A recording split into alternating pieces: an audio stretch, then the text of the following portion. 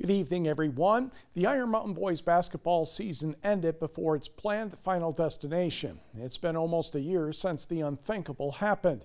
We talked to Mountaineers junior Foster Wonders about the stoppage and look back to last season. To paraphrase the singer Cher, if they could turn back time, if they could find a way.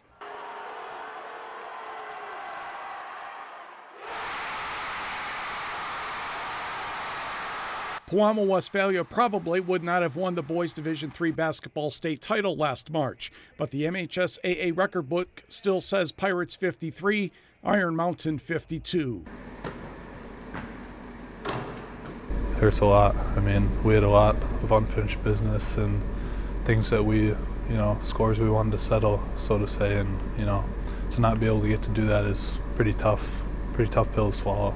Last year, things didn't go how we had planned in the last minute or two of the state finals, but there was finality to it. This year, not. I mean, they're going to be left wondering, what if? And, Foster and I talked a lot about it, and I think he feels worse for the seniors around. Even, his teammates, Nagani, all these kids he knows around the state and Wisconsin that are seniors, that this is it. Keeping focus this season wasn't easy, but the motto, we remembered, we moved on, put things into a slightly better perspective. I think it just kept our heads up, a lot of times, we talk about it that, it ran through our heads what happened last year, and, sometimes it kind of, messes with your head a little bit, but I think just having that motto in our heads and just that mentality of just we're going to move on, but, it's always going to motivate us. I think that really helped us throughout the season. This is unprecedented in our society, and again, we just don't know what to expect. We keep on talking about hopefully waking up tomorrow and it's being an episode of the Twilight Zone, and them talking about bringing basketball back, but it's just not going to happen. So what's March like without basketball at the Wonders house? It's very different. March for the Wonders family, like a lot of families, is it's like Christmas for 3-4 weeks. We watch basketball pretty much every night of the week in our household.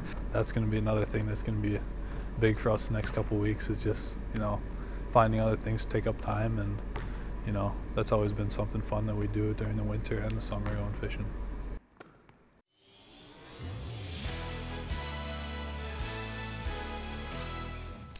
Good evening, I'm Tyler Markle.